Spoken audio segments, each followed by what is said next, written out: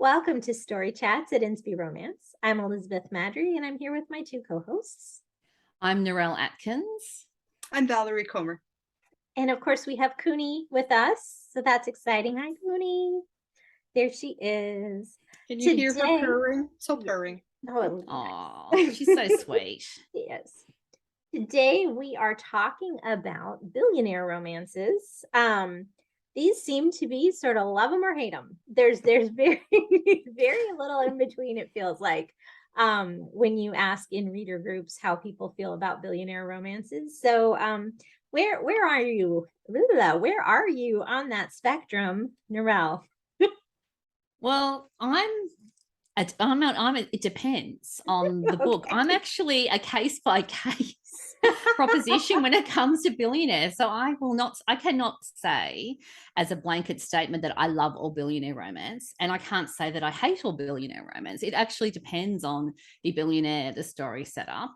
I will say that I'm more likely to like a Christian billionaire romance, because the billionaire is more likely to have a conscience and to not be greedy, selfish, arrogant, out of control, hedonistic, all about me. Sure. 8 different partners with 8 different children. You know what I mean? You haven't got money and kids spraying around everywhere, which sometimes can be associated with billionaires and their decadent lifestyle, because they can do whatever they want. They've got the money to do whatever they want. So it really does depend. It's case by case with me. Valerie? I probably fell victim to the whole, we should never, early on when billionaire romances first started coming out. I'm like, what? How can that be a good thing, right? I wouldn't read that. I wouldn't write that.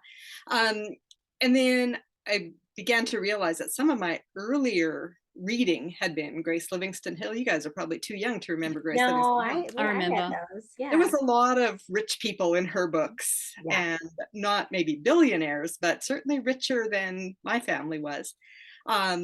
Georgette Heyer in the Regency stuff, so that's full of pomp and money and fashion and all the things you associate with rich people. And so I was like, I guess I really can't just give a blanket statement of not liking billionaire romance, because it isn't that simple.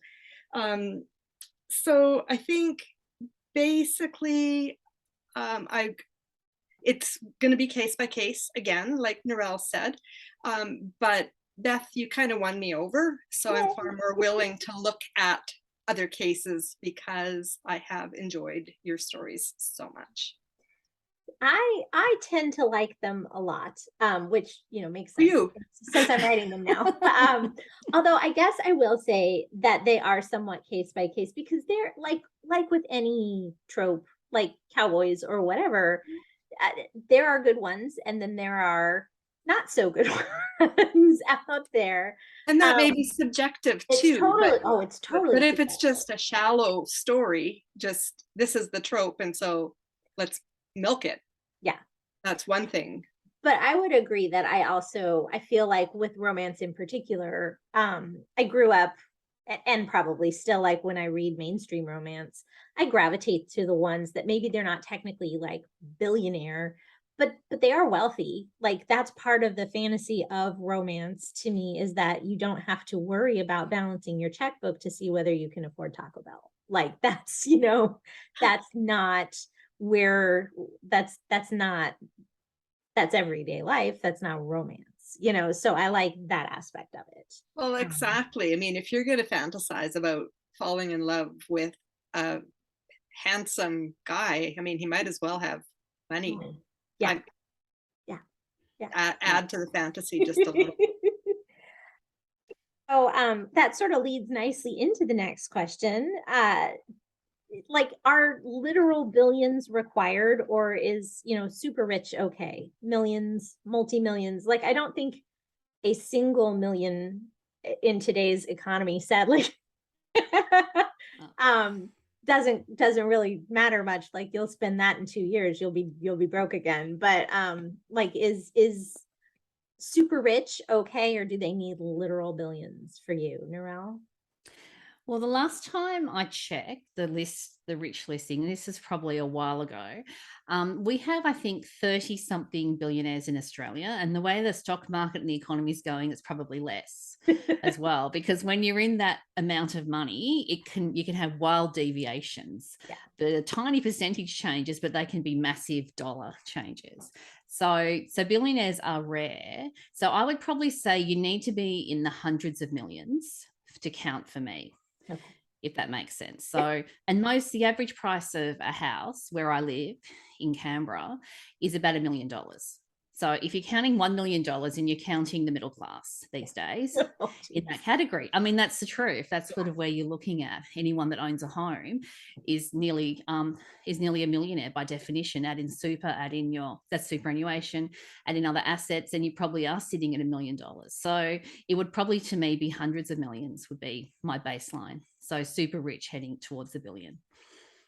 Valerie? Super rich definitely counts, but then you can't call it a billionaire romance. I mean, can you? See, this is a question. This is because, like, I mean, there are cowboy romances that don't have anything to do with cows. well, Yes. they have to do. I think Cooney wants to leave now. I think so. Bye, See Cooney. y'all Bye, later. Cooney. We'll say bye to Cooney. But like I get They have like, cowboys though.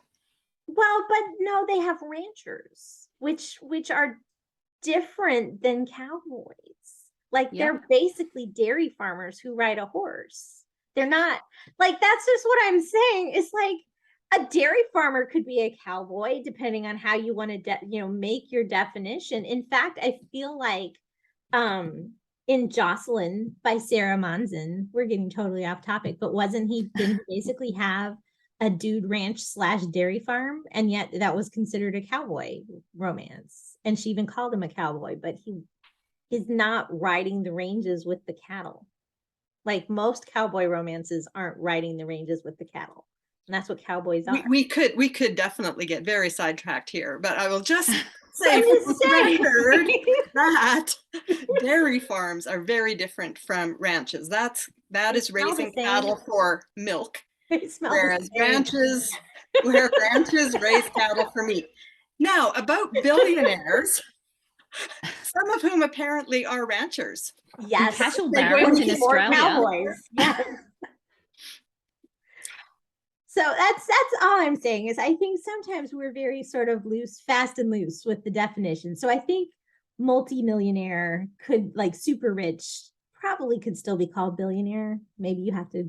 It is true, because I have read a cowboy romance or two that the guy just kind of lived in the country. Yeah. And there might not have even been a horse in sight, let alone a cow. So carry on. Yeah. Okay. All right. So the jury's out, but we'd love to know your thoughts on that one. Let us know. We'll take a poll, informal poll between our 3 commenters. And we'll come up with a ruling. So billionaire romance tends to be urban in setting. What is your reason behind? Do you think the reason behind that is? Although Valerie was just talking about the cowboy billionaires, so there goes that question. Well, if I'm going first, Sure. then I would say that I didn't know that billionaire romances were supposed to be urban, because quite a few of the ones that I have read or looked at have been small town. Okay. Or there is the whole cowboy, rancher, billionaire thing as well. And I think in this day and age where people can do their office work from pretty much anywhere with an internet connection, I'm guessing that maybe being in a high-powered office somewhere, although I guess if you're really rich, you can do it from a yacht because you don't need to be in the office anymore. True. So there's that too. True. Write me a yacht. I was just thinking I need to write like a series of yachting billionaires. Yes, please. That sounds really fun. Let's do that. He doesn't even need to think about the office anymore. He's so rich. Narelle, do you think, I guess maybe the question is, do you think that they are urban? And if they are, well, I think this is the disconnect between real life and romance. If you were to look at the rich list in Australia, it's people who've earned money. The richest person in Australia, typically, I don't think it really moves, is Gina Rinehart. And her money is from mining. It's from the mining industry. And so she's been based effectively in Western Australia. So that's not Sydney, it's not Melbourne, it's not high glamour. And traditionally, because farming was such a big deal, I mean, we used to ride on the sheep's back was the old saying back in the 50s and 60s, last century. The people who had lots of money were often people that lived in the country on the big estates, on the big that had like the big runs of cattle. And a lot of that's now owned by corporations and multinationals. It's not so much family. The family dynasty doesn't exist as much. So moving into contemporary, I would say, yes, you probably will find that urban is probably going to be what you're looking at. So that sort of rich set that's sort of, if I'm thinking of Sydney, you're looking at the eastern suburbs, on the harbour, the beaches, and then you look at New York City. I always think of uber rich as well. London, sort of those types of places. All right. So Sure. I like the urban. Maybe I made up this question because I prefer the urban Maybe you for did. Billionaires. Maybe that's what Anti-cowboy person, you. my bias is coming through. So our last little lead-in question, because this is one that I have gotten as a reply to my newsletter when I said I was moving into Billionaires, and they were unsubscribing, and they had to let me know that Christian and Billionaire were mutually exclusive terms, and how dare I? So do we have thoughts? Do we have thoughts on that? Valerie? I do have thoughts. I know that's really shocking for everybody. But I was thinking about this even before I saw the question sheet for today's story chats. And I think it's tough because we tend to think that Christians should like give away so much money if you're ultra rich that you're no longer ultra rich, that you should be like giving everything to charity, or I don't know, building schools and digging wells in Africa or whatever. So then you're not ultra rich anymore, and then you don't count, then you're not a billionaire because you don't have, like that many zeros. I can't remember how many zeros it takes because I'm not a billionaire. But I was also reminded of a few years ago when Chick-lit had a bad rap, because it was obviously only going to be about vapid females who thought about nothing but fashion and, how many pairs of shoes they had in their closet and whether they were skinny enough and all this stuff. And how could that be Christian? And yet Kristen Billerbeck and a few other authors kind of smashed those, I think, by proving that you actually could have Christian characters who, yes, maybe struggled with some of those body image and material worship type things, but could kind of find their way through it, and it could still be a very God-honoring story. And so just from that point of view right there, I thought, well, who are we to say what stories God can use and how we could take characters and put them in a certain scenario and go, okay, have at her now. How are you going to deal with this life that you've been given? Yes, you're more privileged than I am, or most of us. How are you going to deal with that? Oh yeah, and fall in love, because hello, Christian romance. So yeah, my very long answer, sorry. There you go. Narelle? Oh, it's such a meaty topic, this one. And I think the world would be a better place if the richest people in the world were generous and cared about what Jesus cared about. They cared about the widows, the orphans, and the poor. And if that was a high priority for the wealthiest individuals and the wealthiest corporations in the world, we would be living in a better place. So it's not money that's necessarily the issue, but it's the way people think about money. And I think there's sort of two extremes. You've got what I call the extreme poverty doctrine, which is where you have a belief that you should have nothing, give everything away and serve. And by having nothing, you're not going to have idols related to material things. So you've got that line of thought as well among Christian denominations. And then you've got the other extreme, which is the prosperity teachings of the more faith you have, the more you do, the more God will bless you financially. Now, both of these are extremes, and I don't subscribe to either of them. So I'm just putting it out there that I think a lot of it depends on how people interpret the Bible in terms of how they perceive money, how they interpret verses in different contexts. And I think that will actually play into a lot of their thinking about billionaires as well. And if you believe that no one should have that much money, that it's morally, ethically wrong, then you're going to have a problem with billionaire romance. It doesn't matter what the billionaire's like. There's nothing about their character that will change that particular thinking. And then vice versa. If you really have a strong prosperity belief in terms of the more I do for God, the more faith I have, the more I'll be blessed financially, then that will again cloud the way you look at, for example, other types of stories. So it really depends, I think, a lot to what the reader brings to the story. And it's like anything, doesn't matter what you write, you can't please everybody. And there's always going to be people that don't like things for a whole bunch of reasons. And thank goodness there's a wide range of tropes and genres, and we don't just have to read all the one thing, and we're all different. So that's sort of my 2 cents on it. I like it. Very good. We really did get very meaty here, didn't we? Wow. Good, it's good.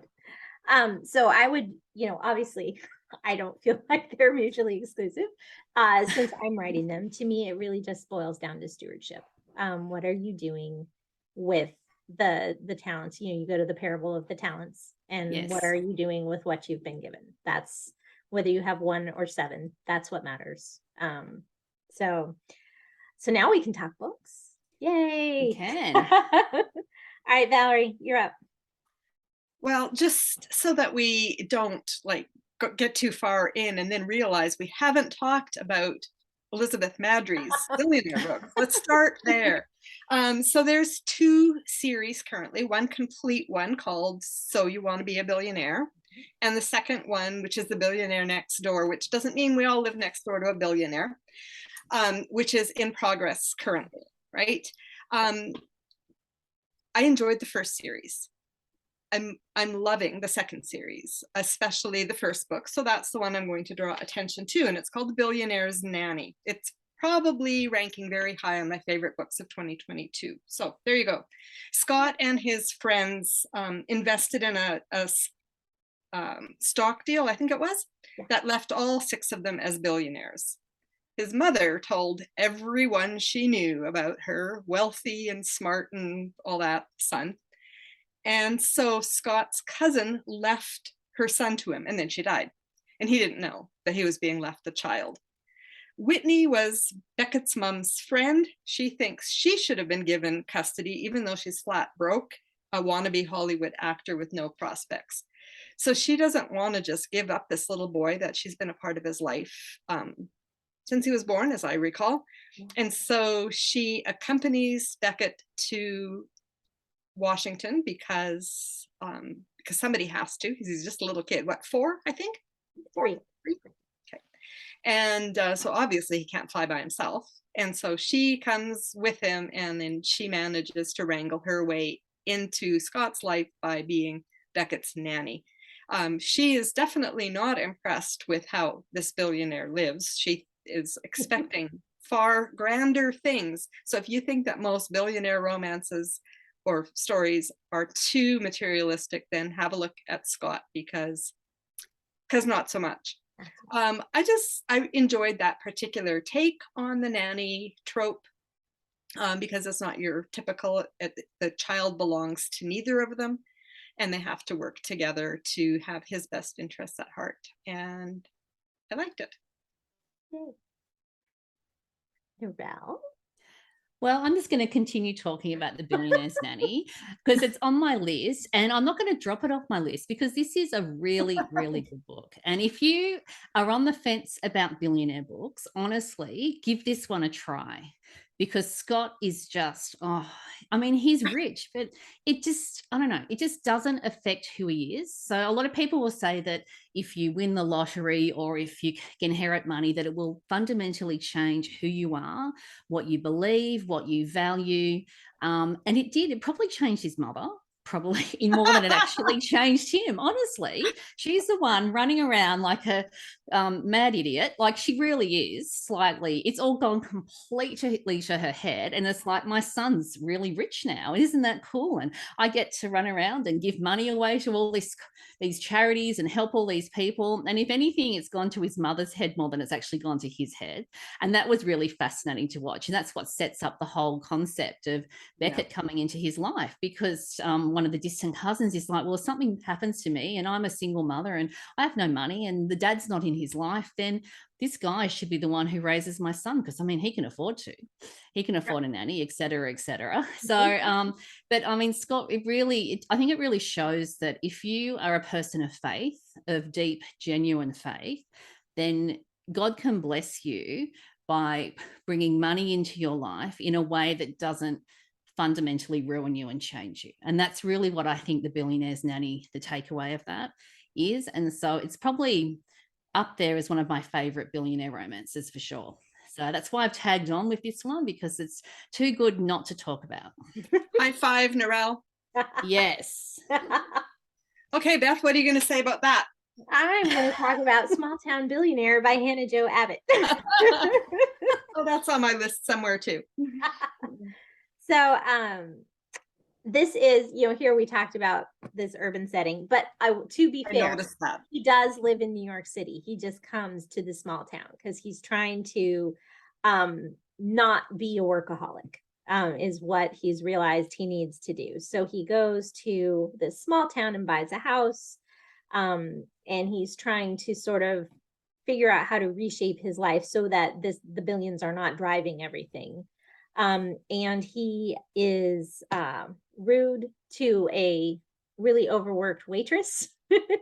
And then it turns out that she is the one who is going to be in charge of the event that he wants to host at the country club. She was pitching in, I think it was her last day as banquet staff before she took the promotion to event manager. And so he was really horrible. So it sets up this, it was really well set up, and they don't want to work together at all. So, but it's a good mix of Billionaire and Small Town. The whole series, there's, I think it's a trilogy. Might have 4. I think, yeah, either 3 or 4. I enjoyed the whole thing, and it's got all of the. If you're a Hannah Jo Abbott fan, she always has real faith development in her books, which I always appreciate. And so I really liked that sort of juxtaposition of small town billionaire. So, and that's one way to get the small town that everybody thinks they love into the urban billionaire sure thing by having him, visit or move, relocate or whatever. Yeah. Yep, for sure. What's number 2, Valerie? My number 2 is by Jan Thompson. It's called His Longing Heart. And this one is unique, in my opinion, because it's a female that's the billionaire. And most of the time it isn't. And we could kind of wander off into that as well, or not. Her name is Brinley. She collects violins, while the hero is a struggling violinist trying to pay off his grandfather's medical debt. So I do think that it's trickier when the woman is the billionaire, and I think maybe it's because we're primarily female readers, right? And we know we're not rich. So if we're going to have a fantasy, the guy better be, because the reality is we're not. But this is a fairly long book. It's one of her longer ones, and it just really sets those two worlds apart and shows too how hard it is sometimes for the guy to be the one who isn't big and in charge because he's poor and she's not, which does really add a different dimension to the whole billionaire trope. So that's the one I'd recommend if you're looking for the flip side on that. Narelle. I need to read that one by Jan. I think I've got it in my very long TBR. It's a good one. I read it. I read it years ago. Yeah, the second one I'm going to talk about is actually novella length, and it's Stand By Me by Autumn Macarthur in the Chapel Cove Romance series. So I think it's the second to last of the ones that have been re-released. Now this one is tropey. It's set at Christmas. We have a billionaire hero and we have a heroine who has bipolar. And we're in the small town of Chapel Cove. So Isaiah he's a self-made billionaire. So he hasn't just stumbled across money, inherited money, won money on the stock market, nothing like that. He's worked really, really hard with Jessie, who's the inventor of the things that they make. I'm not going to go into all the details on that. That's the story I read, was Jesse's, and that's where I thought you were going. So I don't think I've read this one. Carry on. So, but in Jesse's, so I actually went and reread See Me. So See Me is Jesse's story, and Bronte is the heroine. She's the lady that delivers the pizza or the takeaway food and accidentally meets him, and she's been living in a car because she got conned by a con artist. That's the one you're thinking of? Yeah, that's the one. Yeah, okay. So we're now moving. They're now married, Jesse and Bronte. We're now moving into the next one. Now, at their wedding, Jesse and Bronte's wedding, that's where Isaiah meets the heroine, who, what was her name again? I've got it written down somewhere on my list. Do you know how you write down names and you're like, where did I put it? It's gone straight out of my head. So our heroine in this one was at the wedding. She runs the cafe, the Ivy's bookstore cafe in Chapel Cove. So if you've been following Autumn's books in the Chapel Cove series, you'll know what I'm talking about. And Nay's in this story as well. And so she has been really well for about 2 years. So she's got a bipolar diagnosis. The meds are holding her, living in a small town where she can manage things and manage her bipolar to keep herself not going manic and to keep on an even keel. She's done very well at this, and that's been going really well. And she meets Isaiah at the wedding, and of course they hit it off. They're attracted to each other. They connect. They contact each other after the wedding, and he wants her to visit Austin. I mean, Austin, we're talking about a big city in Texas, and she's like, nah, I don't know if I can do this. And she's keeping the secret. No one knows that she's living with bipolar either. It's something that she's kept very close.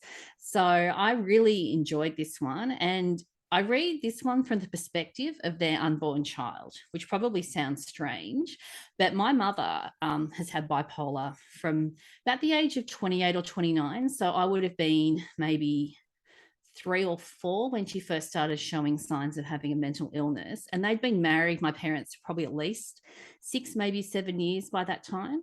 So when my parents got married, my mother didn't know. She was 21, maybe nearly 22, and had no idea that down the track she was going to have a mental illness. Whereas in this story, our heroine, she doesn't want to get married because she's really worried about having bipolar and all the implications of that. And so she's really pulled back from Isaiah. He's really the guy that everybody loves. And I mean, he could pick up a girlfriend like that if he wanted to. And so he really struggles as to why she's holding back, why she only wants to be friends. So I found that dynamic in the story really interesting. And he also has sort of had to deal with the pitfalls of suddenly coming into a lot of money. He's sort of put his company on the stock market. What he used to do with Jesse is no longer. Jesse's going blind, and so his eyesight is failing, so he couldn't keep doing what they were doing. So there's been a lot of changes, and it's Autumn Macarthur. So you've got a lot of depth, you've got a lot of emotion, you've got a strong faith journey in the story as well. So even though it's novella length, it's very good, and I really enjoyed it as well. And again, we have a billionaire who is mostly down to earth, if that makes sense, and is aware of what he can actually do with the money that he has effectively earned to sort of get to that, and to get to that billionaire status. So it's different again to some of the others, but it's a good one.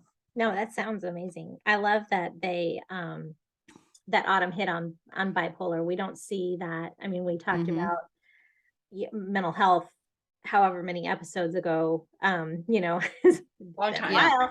But that's few and far between. It is a challenge to find a Christian romance that's going to go there. So and I really liked how it was such a positive portrayal of bipolar as well, because the reality is bipolar is a spectrum in the same way autism is a spectrum. It affects different people in different ways. There's different types of bipolar. And I thought it was just really good to show how people can positively live pretty much a normal life. I mean, none of us are normal, as close to normal as you can get. All of us have quirks and issues and weirdness, but to really show the challenges of actually exposing what can be. I mean, I live the prejudices as being the kid of someone with bipolar. I know all about that. And I would hope by 2022 that that's no longer an issue, but sadly it is in many circles, and having to hide that. So I just really like the way she did that. There's a lot of vulnerability there in a situation like that. Cool. No, I hadn't clued in that there was basically a sequel to the Jesse and Bronte story, so I'll have to look that one up. Yes. Yeah. Released a few months back, I think. Okay. Okay. All right. So my second one is The Billionaire's Blushing Bride by Mandi Blake. And this one's fun because Sophia is rich in her own right, probably not billionaire, but certainly very wealthy. She's second in command at the family company. So pulls down, a good salary. Plus it's family money there as well. They have this successful business. And she's hoping for her dad to promote her to the CEO when he retires, but he's looking to maybe give it to the sort of worthless brother because he's the boy, basically, is what it boils down to. And so one of her big clients that she liaises with is Cole. And he just had this big breakup with a Hollywood starlet, and she is sort of crazy and trying to get back together with him. So the two of them, and he is a billionaire, a true billionaire.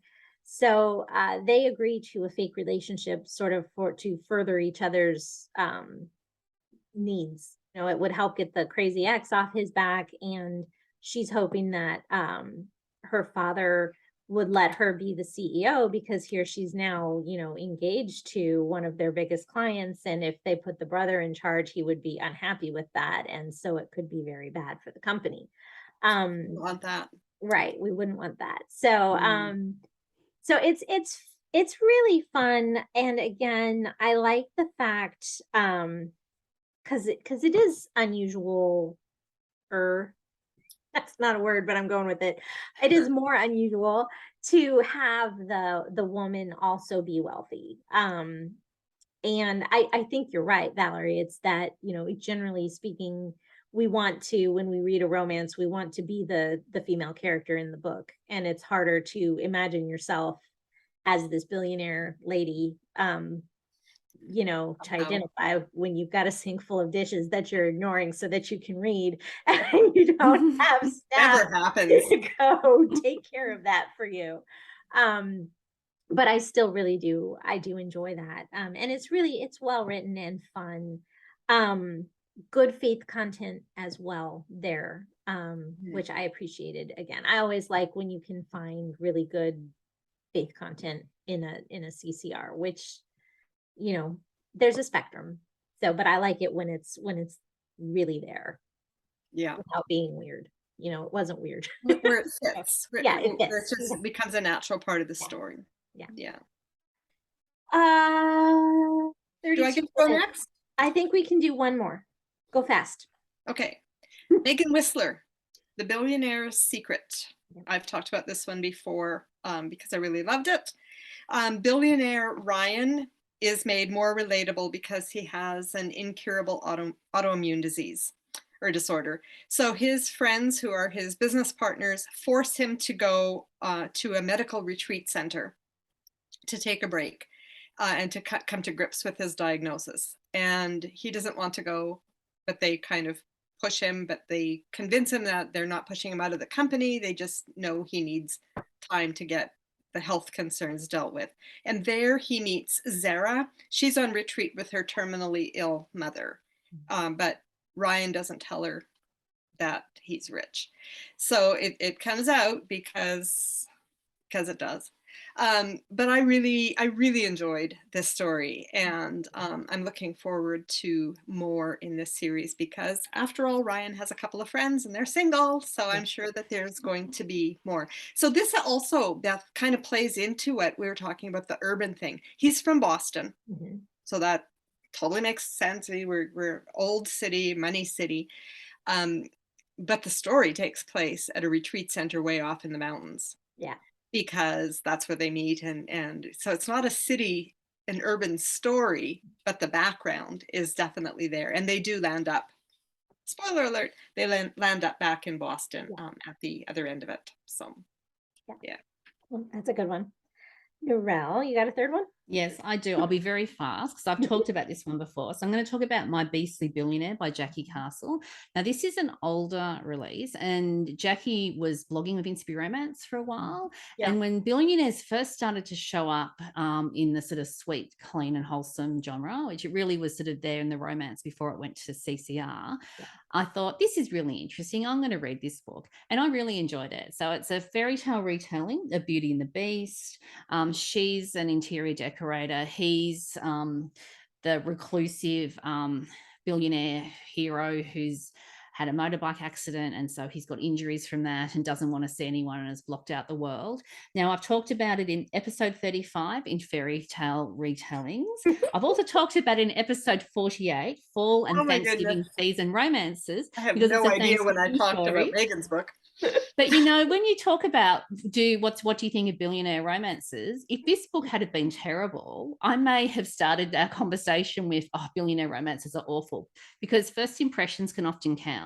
So I think sometimes it can be unlucky that you happen to pick up a trope that you haven't read before and it's a terrible book, whereas I was very blessed that I read this one first and really enjoyed it. So I started with a positivity attitude that there are really good CCR billionaire romances out there. That's a good point. Yeah. Yes, for sure. For sure.